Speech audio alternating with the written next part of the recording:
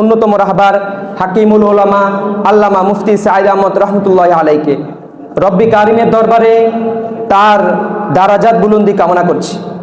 কৃতজ্ঞতা প্রকাশ করছি ছাত্র কাফেলার প্রধান পৃষ্ঠপোষক, অত্র জামিয়ার মহাপরিচালক মাওলানা কারি মোহাম্মদ কাসেম সাহেব দামাত বরকাতুহুম ও জামিয়ার সহকারী পরিচালক, ছাত্র কাফেলার অন্যতম উপদেষ্টা মুফতি সালমান বিন মানসুর দামাত বরকাতুহুমের প্রতি, যাদের সাহস, উদ্দীপনা ও দিক নির্দেশনা ছাত্র কাফেলার চলার পাথেয়।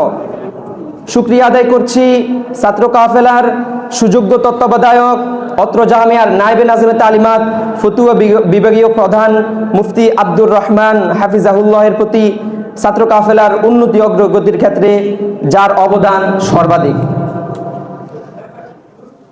শুকরিয়া আদায় করছি কিতাব, হিফজ ও নুরানি বিভাগের সকল আসাতায়ে কেরামের প্রতি, যাদের ন্যাক, দোয়া ও সুদৃষ্টি ছাত্র কাফেলার অমূল্য সম্পদ।